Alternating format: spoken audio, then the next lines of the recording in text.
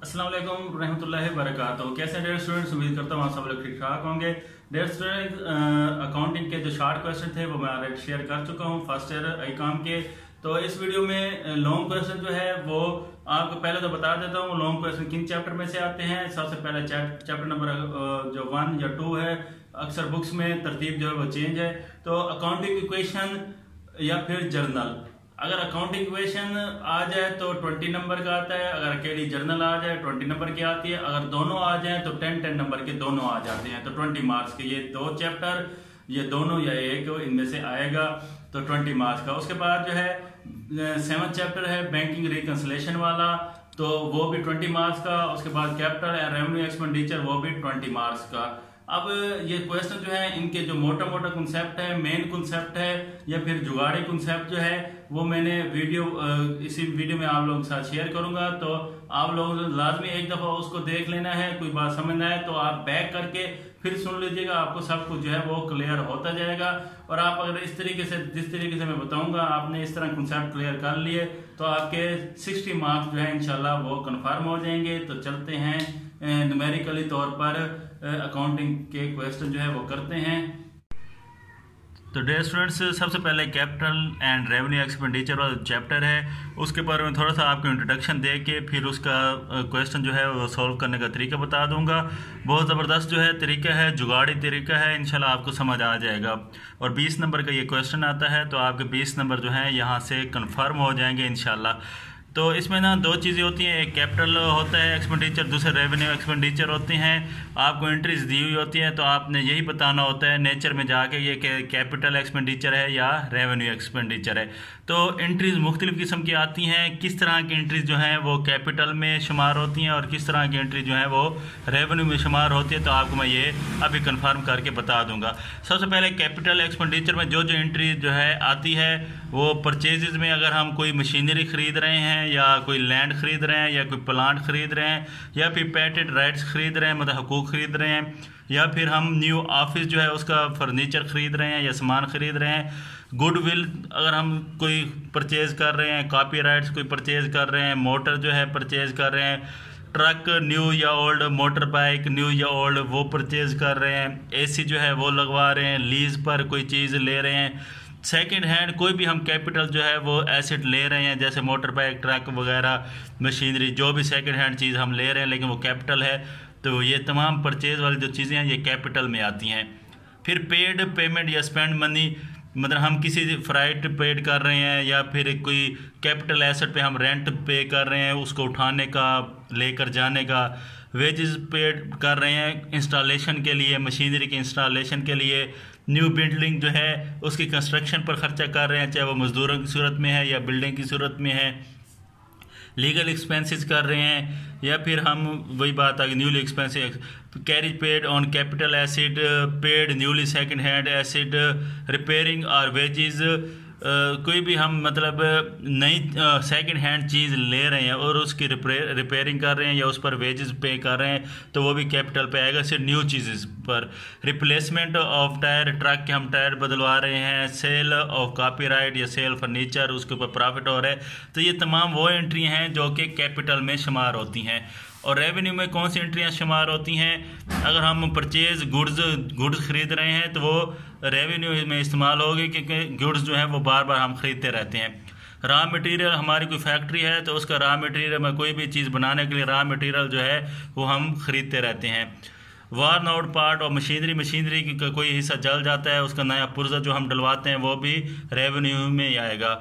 इसके अलावा रेंट हम पेड करते हैं ऑफिस का या किसी भी चीज़ का, एडवांस हम रिसीव करते हैं, सैलरीज देते हैं मज़दूरों को या वेजेस देते हैं, बिल पे करते हैं, या ऑक्ट्रॉय ड्यूटी मतलब महसूल चुंगी जो है वो पेड करते हैं, डेप्रिसिएशन हो गया, carriage fried rent on goods का हम किराया भरते हैं, या फिर उनका कैरेज सामान उठाने पर जो हम पैसे देते हैं ये गुड्स के ऊपर, तो या फिर रॉ मटेरियल के ऊपर, तो वो रेवेन्यू होगा।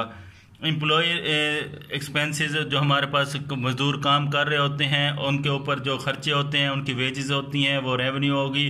फ्यूल एक्सपेंसेस, किसी भी चीज़ का फ्यूल होगा। एक्सीडेंट अगर हो जाता है उसके बाद उसकी रिपेयरिंग करवाते हैं, कोई भी चीज़ होती है एक्सीडेंटली तौर पर अगर उसकी रिपेयरिंग करवाते हैं तो वो रेवेन्यू होगी।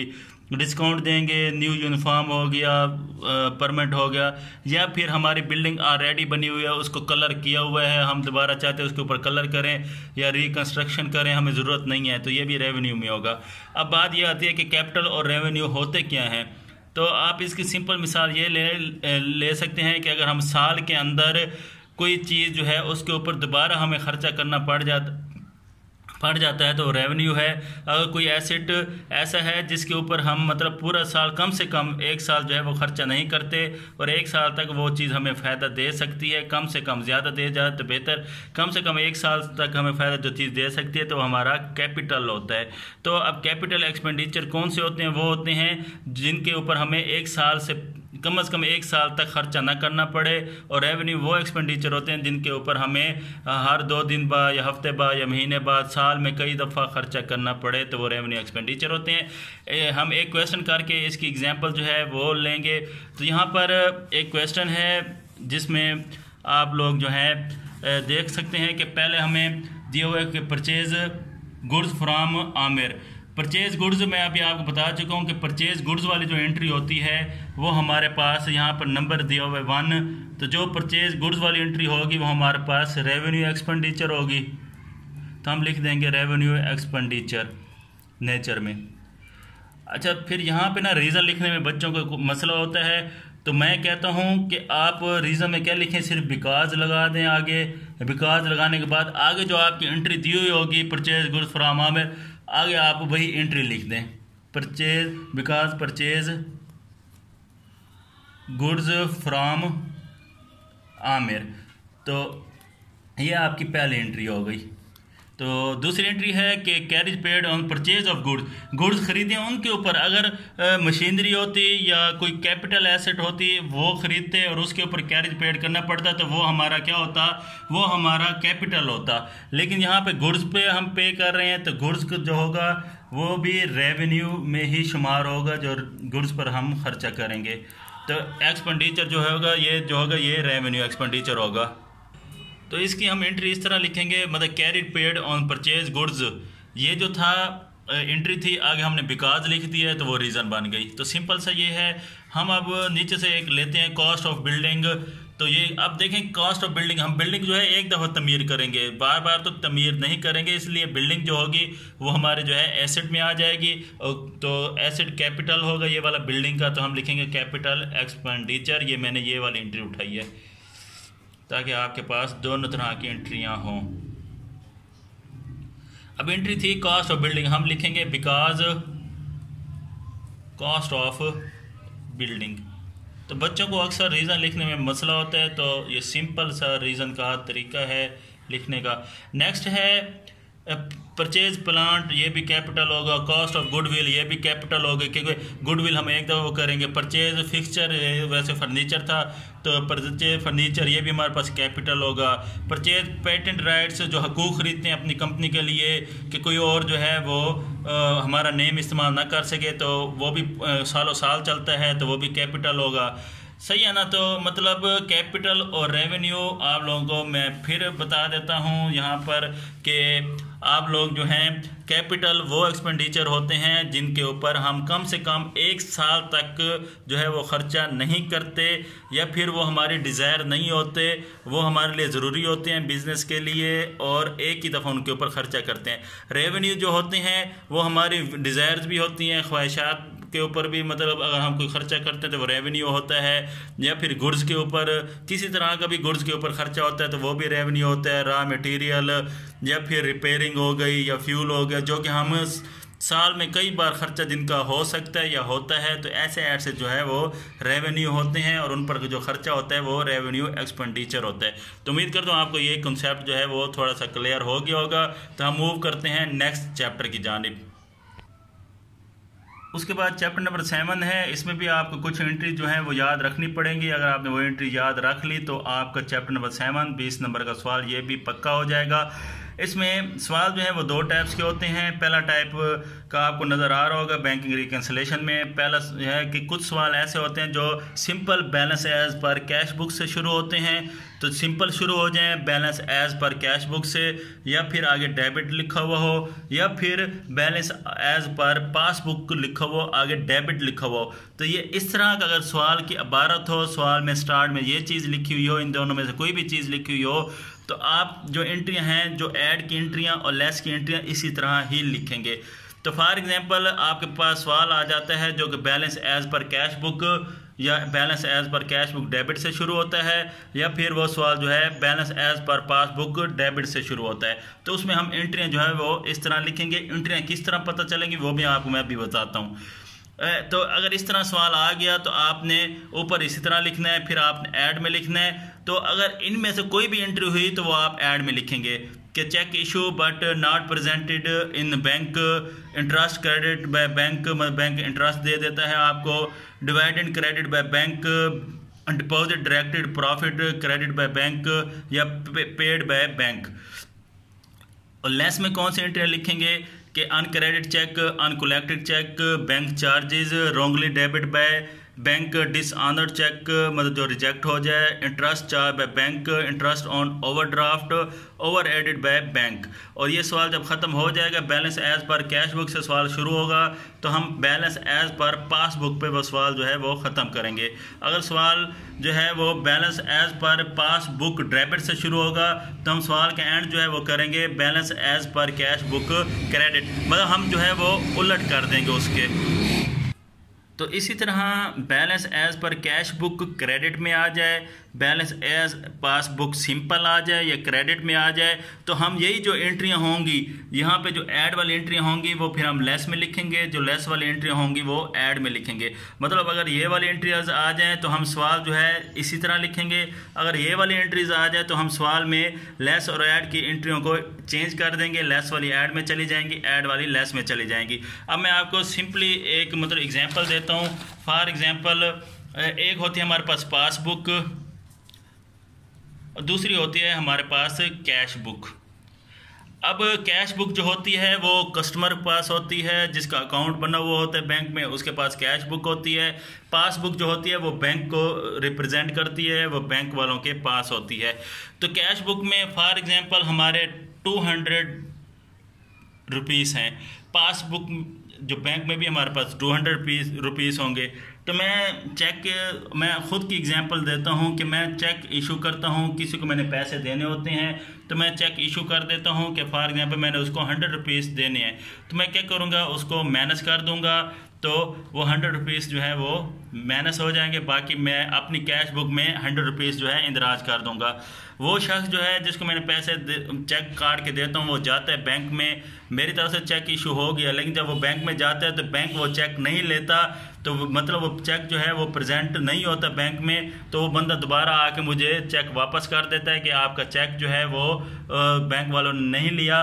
तो मैं क्या करता हूँ, देखता हूँ कि मेरी पासबुक जो है वो तो वैसे 200 खड़ी है, तो मैं दोबारा जो है जो 100 पहले मैंने कैश बुक में से माइनस कर दिया था तो वो दोबारा ऐड हो जाएगा। तो 200 मतलब इसलिए cheque issue and not presented in bank वाली एंट्री जो है वो ऐड किया है, क्योंकि मुझे दोबारा ऐड करना पड़ेगा। और एक बात याद रखें कि कैश बुक जो है हमेशा पासबुक को देखकर चलती है, ना कि कैश बुक जो है वो खुद से हम चेंज कर सकते हैं। तो इस तरह ये एंट्री जो है वो ऐड में आ जाएगी।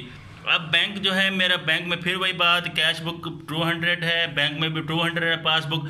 बैंक मुझे 50 रुपये प्रॉफिट देता है या क्रेडिट दे देता है, तो मेरे बैंक पासबुक जो है वो 250 हो जाएगी। तो मैं पासबुक को देखते हुए यहाँ पर भी प्लस अपनी कैश बुक में 250 कर दूंगा। इसलिए बैंक जो है हमें अगर पैसे दे रहा होगा या चेक जो है इशू होगा और नॉट प्रेजेंटेड होगा तो वो ऐड की एंट्री होंगी कैश बुक सिंपल में। अब हम चलते हैं दूसरी एंट्रीज की जानिब जो लेस की एंट्री होती है। फॉर एग्जांपल कैश बुक जो है उसमें भी 200 है, पासबुक में भी हमारे पास 200 है।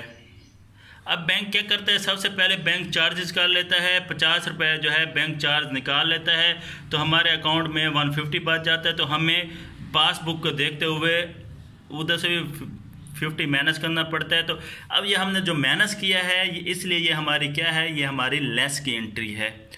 उसके बाद दूसरी है चेक जो है बैंक कलेक्ट नहीं करता।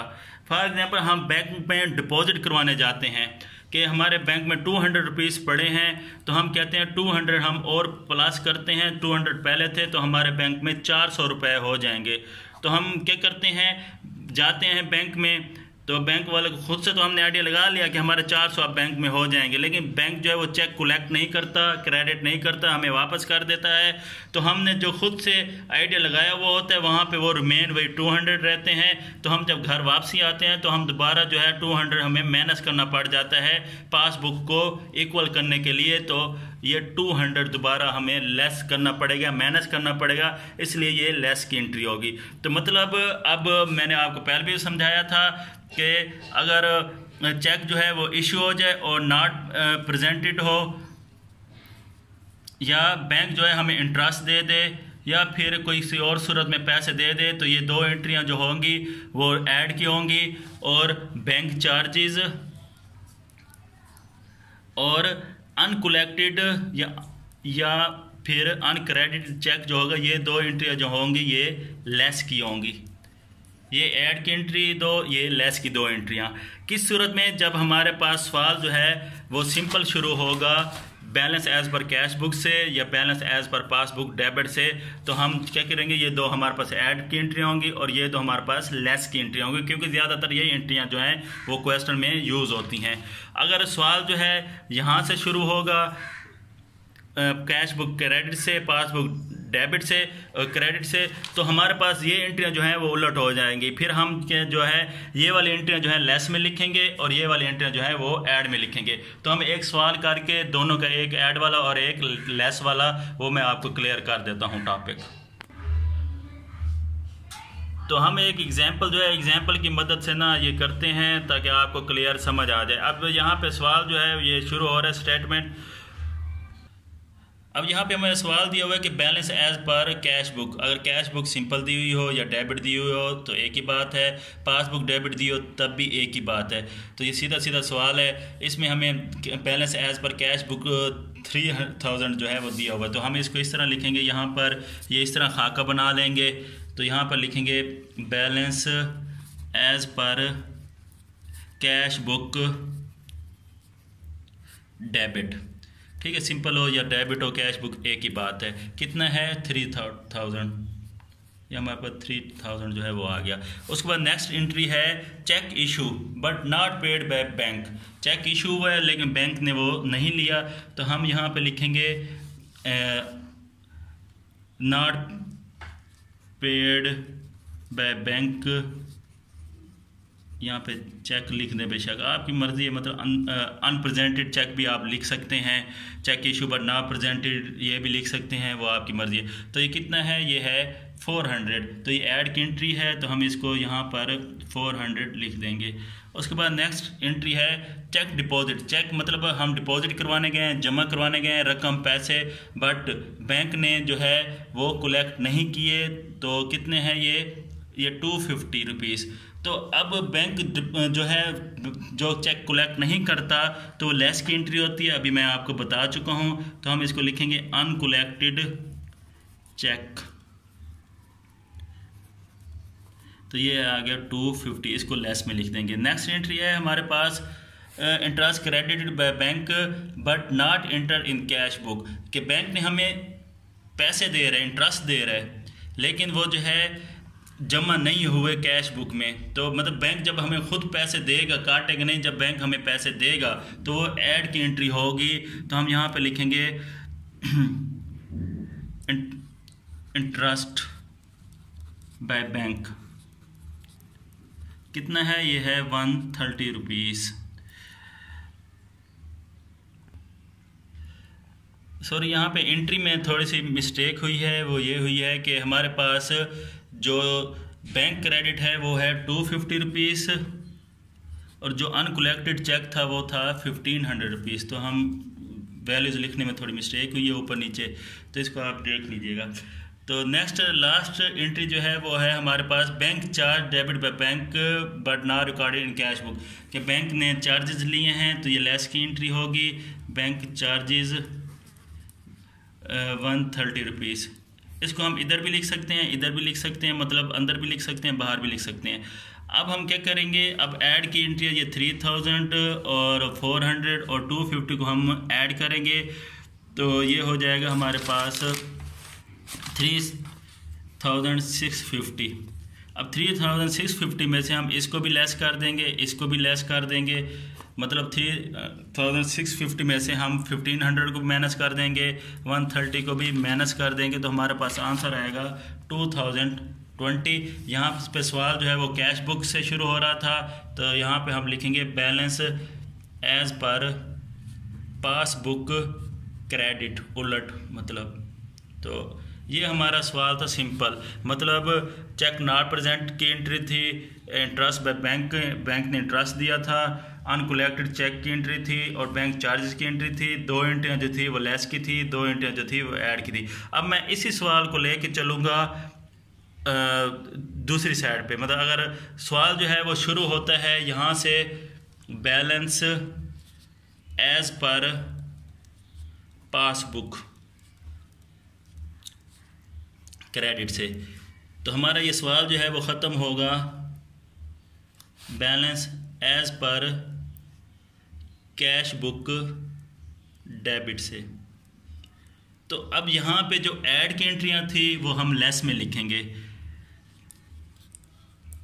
चेक नॉट प्रेजेंटेड और इंटरेस्ट बाय बैंक, और ऐड में हम लिखेंगे जो लेस वाली एंट्रियाँ थी, अनकलेक्टेड चेक और बैंक चार्जेस, तो ये हम ऐड में लिख देंगे। अब यहाँ पर हम लिखते हैं 3000, अनकलेक्टेड चेक जो था वो हमारे पास था 1500 का, बैंक चार्जेस थे हमारे पास 130। अब इनको प्लस कर लेंगे तो ये हो जाएगा 4630। उसके बाद चेक जो था नॉट इशू वो था 400 का और इंटरेस्ट पे बैंक था 250। अब हम इनको जब माइनस करेंगे तो हमारे पास जो आंसर आएगा वो balance as per cash book debit में आएगा, तो ये हमारे पास होगा 3980। तो ये सवाल है, उम्मीद करता हूँ आप लोगों को ये क्वेश्चन भी क्लियर हो गया होगा। 20 नंबर का वो, 20 नंबर का ये, 40 नंबर का ये आपका क्वेश्चन है। अगर वीडियो समझ ना आए तो आप इसको दोबारा बैक करके देख लीजिएगा, आपको सब पॉइंट जो है वो मैंने क्लियर करके अपनी तरफ से बता दिए हैं। बाकी मैं कोई अकाउंटिंग का प्रोफेसर नहीं हूँ, अपनी मतलब समझ से जितना मुझे क्लियर हुआ है वो मैंने आपको समझाने की कोशिश की है। अब मूव करते हैं नेक्स्ट चैप्टर की जानिब। नेक्स्ट चैप्टर है जर्नल और अकाउंटिंग इक्वेशन। अब डियर स्टूडेंट्स, यहाँ पे मैं आप लोगों को बता चुका हूँ पिछली वीडियोस में भी, इस वीडियो में भी, कि ये दोनों सवाल जो हैं या पेपर में कोई बोर्ड जो है वो 10-10 नंबर का दे देता है, कोई बोर्ड जो है वो इन दोनों में से एक 20 नंबर का दे देता है। तो ये कन्फर्म नहीं होता कि जर्नल आएगा या अकाउंटिंग इक्वेशन आएगी या दोनों आएंगे, तो आप लोगों को इसलिए दोनों चैप्टर जो हैं वो तैयार करने पड़ेंगे 20 नंबर के लिए। अब पहले हम जर्नल जो है वो करते हैं। जर्नल जो है उसमें आप लोगों ने एंट्रीज याद रखनी है और ये याद रखना है कि कौन सी एंट्री जो है वो डेबिट साइड पे लिखी जाएगी और कौन सी एंट्री जो है वो क्रेडिट साइड पे लिखी जाएगी। तो यहाँ पर मुख्तलिफ एंट्रीज हैं, वो मैं एंट्रीज आपको जल्दी जल्दी बताता जाऊँगा तो ताकि आपको याद रह जाए। तो सबसे पहले हमेशा जो पहली एंट्री आती है इस क्वेश्चन में, ये कन्फर्म है पहली entry, start business with cash. हमेशा सवाल जो है आपका यहीं से शुरू होगा। तो स्टार्ट बिजनेस विद कैश, ये वाली एंट्री जब आई हुई होगी तो आप कैश अकाउंट ऊपर लिखेंगे, टू कैपिटल अकाउंट नीचे लिखेंगे, मतलब कैश अकाउंट डेबिट में आ जाएगा, कैपिटल अकाउंट क्रेडिट में आ जाएगा। कैसे एंट्री लिखेंगे वो अभी मैं आपको 2 मिनट में छोटा सा सवाल करके समझा दूंगा, लेकिन पहले एंट्री आप समझ लें।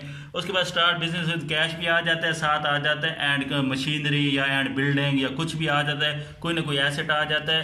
तो हम क्या लिखेंगे, कैश अकाउंट डेबिट, और साथ जो एसेट होगा मतलब मशीनरी अकाउंट या फिर बिल्डिंग अकाउंट वो भी हम डेबिट साइड पे लिखेंगे, नीचे लिखेंगे टू कैपिटल अकाउंट। तो ये एंट्री इस तरह हो जाएगी।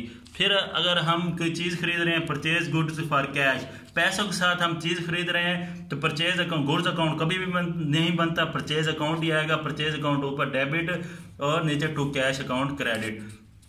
परचेज फर्नीचर, कोई एसेट खरीद रहे हैं तो हम परचेज की जगह फर्नीचर लिख सकते हैं, फर्नीचर अकाउंट डेबिट और ऑन अकाउंट मतलब उधार पे खरीद रहे हैं, तो हम फर्नीचर अकाउंट डेबिट लिखेंगे और नीचे उस बंदे का नाम लिख लेंगे जिससे हम उधार ले रहे होंगे, तो टू पर्सन नेम क्रेडिट में आ जाएगा। या फिर आप इस तरह भी लिख सकते हैं कि आपने कल को पैसे देने हैं, इसलिए अकाउंट पेएबल ऊपर आ जाएगा और फर्नीचर अकाउंट जो है वो नीचे आ जाएगा। फिर है सेल्स गुड फॉर कैश, इसमें कैश ऊपर आएगा, cash account to sale account जो है वो नीचे की जानिब आएगा। पेड कैश टू क्रेडिटर, हमने जिससे पैसे लिए थे, जिससे उधार ली थी, उसको हम पैसे दे देते हैं, तो हम क्या करेंगे, इस तरह एंट्री लिख सकते हैं कि अकाउंट पेएबल डेबिट हो गया, हमारे पास से पैसा चला गया तो कैश अकाउंट नीचे आ जाएगा, वो क्रेडिट हो गया। या फिर इस तरह भी लिख सकते हैं जिसके पास पैसा हमने गया वो उसका नाम डेबिट में आ जाएगा, हम और कैश अकाउंट जो है वो क्रेडिट में आ जाएगा। कैश रिसीव फ्रॉम डेब्टर, जिससे हमने पैसे लेने थे उससे हमने पैसे ले लिए, तो हमारे पास कैश आ रहा है इसलिए कैश अकाउंट डेबिट हो जाएगा, या हम पैसे रिसीव कर रहे हैं तो वो भी डेबिट हो सकता है। या फिर हम इसको इस तरह लिख सकते हैं, कैश अकाउंट डेबिट हो जाएगा और साथ हम जो क्रेडिट में होगा वो ये होगा कि हमने जिससे पैसे लेने थे तो अब हम ले लिए, हम दोबारा उससे पैसे नहीं लेंगे, इसलिए वो क्रेडिट में आएगा, टू अकाउंट रिसीवेबल क्रेडिट में आ जाएगा। या फिर हम ये लिख सकते हैं कि हमारे पास पैसा आया वो डेबिट में आ गया, जिस बंदे ने पैसे हमें दिया उसका अकाउंट जो है वो क्रेडिट में हो जाएगा। किसी चीज़ पे खर्चा कर रहे हैं तो एक्सपेंसेस अकाउंट डेबिट में आ जाएगा, कैश अकाउंट क्रेडिट में आ जाएगा। इनकम रिसीव कर रहे हैं तो कैश हमारे पास आ रहा है, इनकम कल को हम नहीं लेंगे इसलिए वो नीचे क्रेडिट में आ जाएगा। हम कोई चीज़ पर्सनल यूज़ के लिए निकाल रहे हैं तो ड्राइंग अकाउंट लिखेंगे, नीचे कैश अकाउंट लिखेंगे। कैश पेड जो है वो हमने कैश पे किया है और डिस्काउंट लिया है, तो अकाउंट पेएबल डेबिट में आ जाएगा, कैश अकाउंट और डिस्काउंट जो है वो क्रेडिट में आ जाएगा। रिसीव कैश, कैश रिसीव किया है, डिस्काउंट जो है वो दिया है, तो कैश अकाउंट जो है और डिस्काउंट ये डेबिट में आ जाएंगे, अकाउंट रिसीवेबल जो है वो क्रेडिट में आ जाएगा। Sold acid on cash and credit, cash पे हम अगर चीज़ें बेच रहे हैं तो कैश अकाउंट डेबिट में आ जाएगा, जो चीज़ हमारे पास से जा रही होगी वो क्रेडिट में चली जाएगी। बहुत ज़्यादा एक्सपेंसेस हो जाते हैं तो एक्सपेंस अकाउंट डेबिट में, एक्सपेंसेस पेएबल अकाउंट जो है वो क्रेडिट में हो जाएगा उधार पे। आउटस्टैंडिंग रेवेन्यू जो है ये हमेशा जो है इसमें इनकम जो है अकाउंट ऊपर आ जाएगा, रेवेन्यू अकाउंट जो है वो नीचे आ जाएगा। तो ये कुछ और एंट्रीज हैं, इनको भी आप एक नज़र देख लें। मैं डायरेक्ट सवाल की जानिब चलता हूँ क्योंकि सवाल करने से आपको ज़्यादा इजीली जो है वो समझ में आ जाएगी बात। तो यहाँ पर क्वेश्चन दिया हुआ है, यहाँ पर सबसे पहले मतलब ऊपर वाली आपने इबारत पढ़नी है कि 1 जनवरी स्टार्ट बिजनेस विद कैश, तो हम यहाँ पर लिख देंगे स्टार्ट बिजनेस वाली, मैं आपको पहले बता चुका हूँ। ऊपर लिखेंगे हम कैश अकाउंट जो कि डेबिट की एंट्री है, कितना है 90,000, तो 90,000 हम लिख लेंगे। तो यहाँ पर पहली एंट्री हमेशा यही आएगी, टू कैपिटल अकाउंट, ये भी 90,000। तो यहाँ पर हमने रीज़न लिखनी है, यहाँ पे हमने रीज़न लिखनी है। रीज़न क्या होगी, जो आपको एंट्री दी हुई होगी स्टार्ट बिजनेस विद कैश, उसके आगे हम टू रिकॉर्ड लिख के आगे वही एंट्री लिख देंगे, to record start business with cash, मतलब वही हम जो है एंट्री दोबारा लिख देंगे। तो ये हमारी पहली एंट्री जो है वो क्लियर हो गई।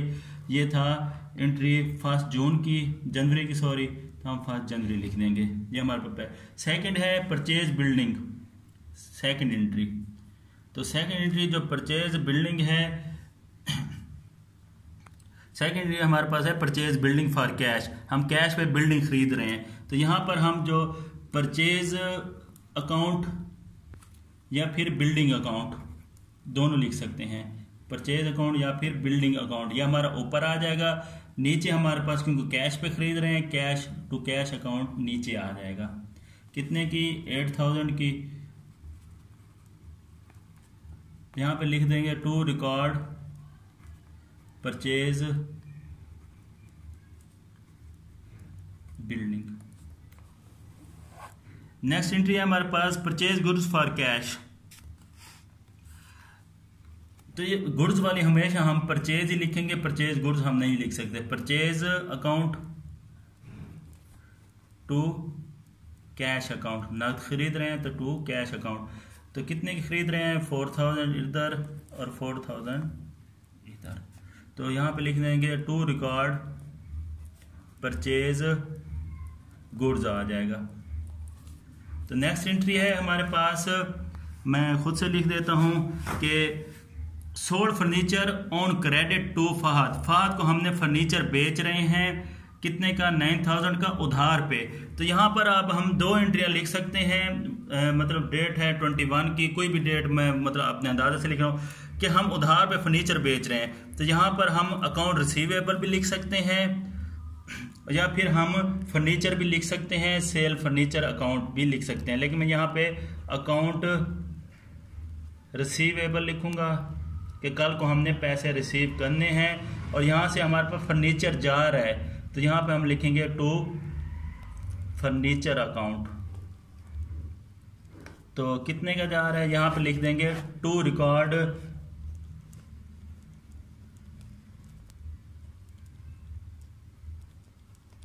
Furniture account. कितने का फर्नीचर था ये अंदाजे से लिख देता हूँ, 14500। नेक्स्ट है सोल्ड मशीनरी, अपनी तरफ से लिखो sold machinery for cash, 25 date डाल देता हूँ। सोल्ड मशीनरी, मशीनरी हमारे पास जा रही है, कैश आ रहा है, तो हम कैश अकाउंट ऊपर लिख देंगे। कैश अकाउंट हम जो रिसीव कर रहे हैं वो ऊपर लिख देंगे। मशीनरी का खाता ख़त्म कर रहे हैं तो मशीनरी अकाउंट जो है वो हम नीचे लिख देंगे। यहाँ पे लिखेंगे to record sold sale machinery account.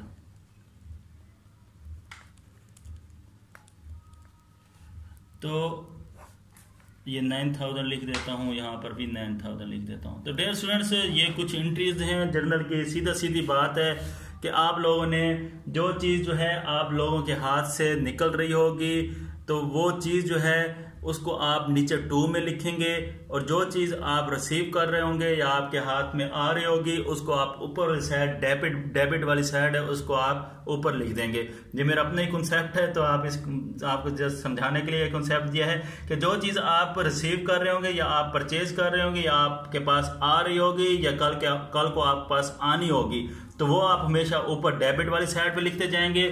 जो चीज़ आपके पास से जा रही होगी या आप जो है उस मशीनरी का उस चीज़ का अकाउंट बना लेंगे या कैश जा रहा होगा तो कैश अकाउंट बना लेंगे, वो आप नीचे लिखेंगे जो चीज़ आपके पास से जा रही होगी।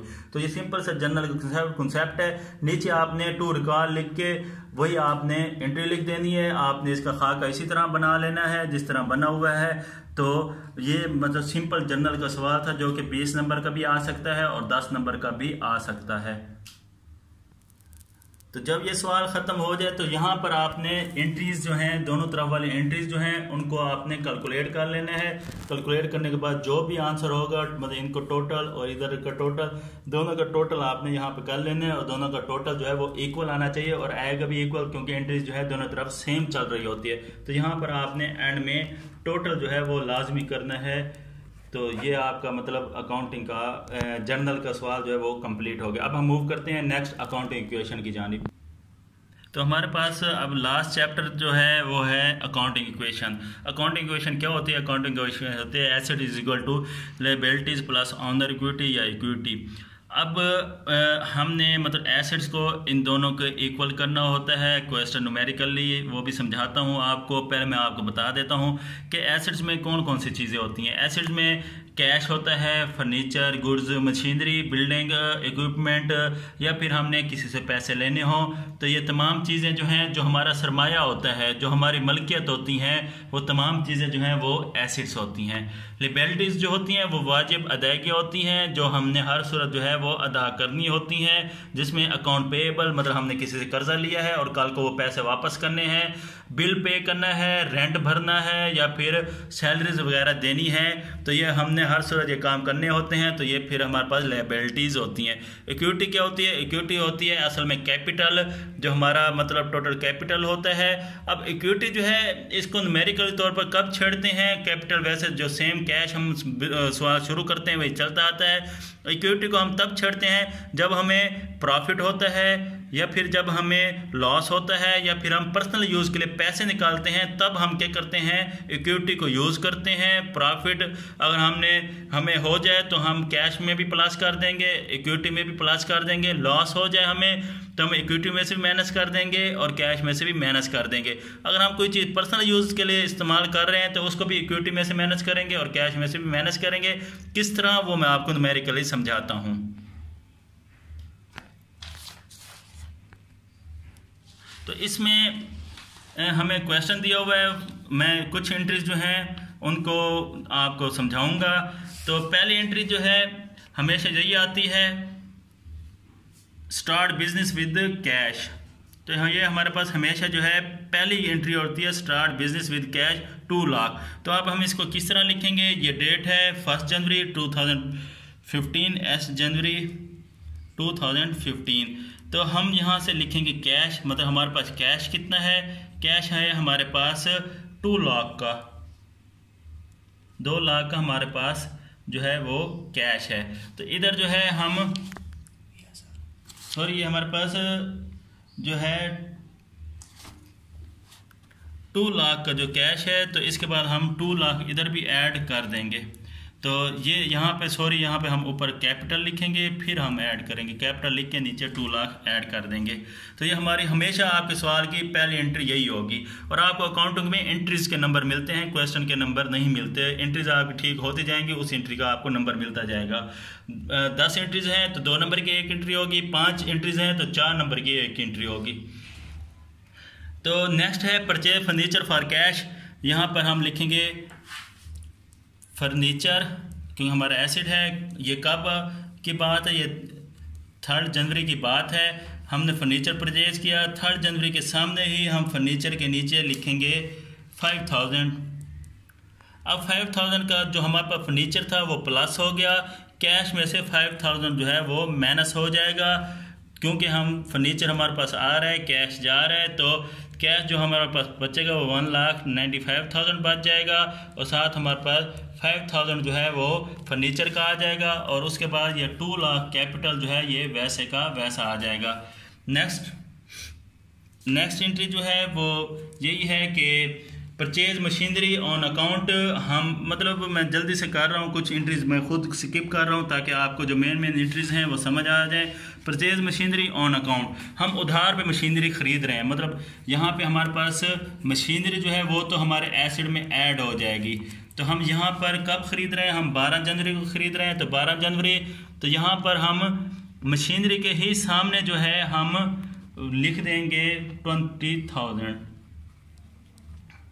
तो ये 20,000 जो है मशीनरी के सामने, इधर जिस डेट को ख़रीद रहे हैं उसके भी सामने। और यहाँ पर अब हम उधार पे ख़रीद रहे हैं, तो यहाँ पे लिखेंगे अकाउंट पेएबल। लिबिलिटीज़ में कोई चीज़ उधारी कर्जा वगैरह हो तो वो अकाउंट पेएबल, तो इसी के सामने ही हम 20,000 लिख देंगे। तो उसके बाद हम इनको ऐड करेंगे, ये 1,95,000 हो जाएगा, ये 5,000 हो जाएगा, ये 20,000 हो जाएगा, और इसके बाद इधर भी ये 20,000 और ये 2 लाख पूरा आ जाएगा। अब जो हमारे अकाउंटिंग इक्वेशन है, अकाउंटिंग इक्वेशन जो है, अकाउंटिंग इक्वेशन हमें ये बता रही है कि एसिड जो है वो लिबिलिटीज और प्लस इक्विटी के बराबर होना चाहिए। तो ये 2 लाख और 20,000 120 लाख हो जाएगा। इधर से भी हम ऐड करके देख लेंगे, 1,95,000 प्लस 5,000 2 लाख और 22 लाख 20,000। तो ये दोनों साइड जो है ये दोनों ऐड करके और ये सारी ऐड करके हमारे पास इक्वल आ रही हैं। तो ये हमने साथ साथ इक्वल करते जाने हैं। अब इसी तरह जो भी हमारे पास यहाँ पे हम बैलेंस लिख लेंगे, हमारे पास जो भी एंट्री आती जाएगी हम उसको उसी मुताबिक लिखते जाएंगे। कल को हमने किसी को उधार लेना है तो यहाँ अकाउंट रिसीवेबल की एंट्री लगाएंगे, डेट जो होगी वो डेट डाल देंगे, और जो चीज़ हम उधार पे दे रहे होंगे वो चीज़ जो है वो माइनस हो जाएगी।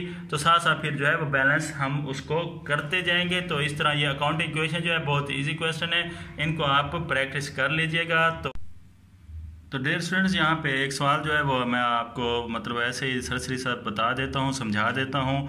ये बोर्ड में आपके इसी तरह ये सवाल आएगा इसका, तो इसी तरह आपने उसकी एंट्रीज बना लेनी है। जैसा भी मैंने आपको बताया है कि assets is equal to liabilities plus owner equity. उसके बाद सबसे पहले हमारे पास एंट्री है इंट्रोड्यूस कैश या कैपिटल, मतलब कैपिटल स्टार्ट बिजनेस या इंट्रोड्यूस कैश एक ही बात है, उर्दू में भी लिखा हुआ होगा। 20,000 का उसके ने बिजनेस स्टार्ट किया या कैश अकाउंट करवाया तो कैश हमारे पास 20,000 आ जाएगा। ये पहली एंट्री है तो इसलिए हम उसको 1 शो कर देंगे। तो अभी ये चीज़ें नहीं लिखेंगे, 20 कैश हमारे पास 20,000 आ गया, तो इधर हम कैपिटल भी 20,000 जो है वो लिख देंगे। उसके बाद नेक्स्ट एंट्री है purchase goods for cash, cash पर गुड्स खरीदी हैं 5,000 की, तो साथ कैश के साथ गुड्स की एंट्री डाल देंगे। दूसरी एंट्री है तो हम उसके सामने दो लिख देंगे और 5,000 गुड्स में प्लस कर देंगे, कैश में से 5,000 माइनस कर देंगे, तो यहाँ 15,000 हो जाएगा और ये 5,000 हो जाएगा। 15 और 5 20,000, इधर भी 20,000, मतलब ये ठीक जा रहे हैं। फिर है purchase type rater for cash 1,000 type rater ख़रीदा। इक्विपमेंट होता है या आप टाइप रेटर भी लिख सकते हैं कुछ भी, तो इक्विपमेंट जो है ये कितना आ गया 1,000 प्लस हो जाएगा एंट्री जो है इसको बैलेंस करने के बाद, और कैश में से 1,000 जो है वो माइनस हो जाएगा। तो फिर हम इसको बैलेंस करेंगे, हर एक एंट्री लिखते जाना है, बैलेंस करते जाना है, तो ये 14,000 हो जाएगा। गुड्स 5,000 की, इक्विपमेंट 1,000 का, ये तीनों मिला के 20,000 के इक्वल।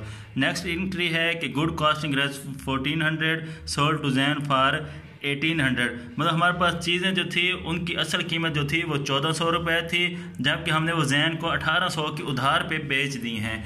तो अब उधार पे जो चीज़ हम बेचते हैं वो अकाउंट रिसीवेबल होते हैं, कल को हमने अकाउंट रिसीव करना होता है, तो यहाँ पे हम डेबिटर भी लिख सकते हैं या अकाउंट रिसीवेबल भी लिख सकते हैं। तो अकाउंट कल को हम जो रिसीव करना है वो 1,800 है, मतलब हम 1,800 जो हम कल को रिसीव करेंगे वो हम प्लस कर देंगे डेबिटर या अकाउंट रिसीवेबल में, हम उसको प्लस कर देंगे। चीज़ें जो असल मालियत थी चीज़ों की वो थी 1,400, तो चीज़ों में से हम 1,400 जो है वो माइनस कर देंगे, और बीच में हमें 400 का जो प्रॉफिट हो रहा है वो हम कैपिटल में लिख देंगे। मैंने अभी आपको बताया था कैपिटल या लॉस या प्रॉफिट जो है वो हम कैपिटल में लिखते हैं, तो 400 कैपिटल में लिख देंगे। ये 20,400 हो जाएगा, 1,800 1,000, ये 3,600 और ये 14,000। तो इन सारों को जमा करेंगे और इनको जमा करेंगे, ये तो इक्वल आ जाएगा। उसके बाद लास्ट एंट्री है पेड सैलरीज, हमने सैलरीज दी, तो सैलरीज जो है मैं आपको बता चुका हूँ, रेंट सैलरीज वगैरह जो है वो लिबर्टीज़ में आती हैं। तो जो सैलरीज हैं, सॉरी इसको आप डायरेक्ट भी कर सकते हैं, सैलरी जो है आपका नुकसान कर रही हैं, तो 400 जो है वो सैलरी जो है कैश में से माइनस कर देंगे और लिबर्टीज़ में से भी माइनस प्लस कर देंगे, लिबर्टीज़ में प्लस करेंगे।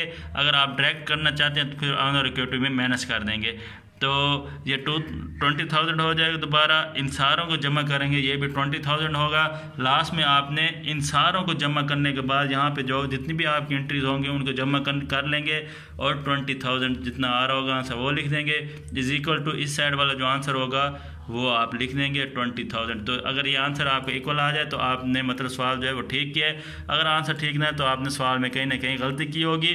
तो इसलिए मैं आपको कहता हूँ जब आप बैलेंस करते हैं तो उसी वक्त साथ साथ आप मैच करते जाया करें कि आपका सवाल कहीं गलत तो नहीं हो रहा।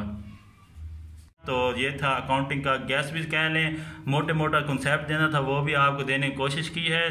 तो वीडियो को लाइक कीजिएगा, चैनल सब्सक्राइब कीजिएगा। अल्लाह हाफिज़।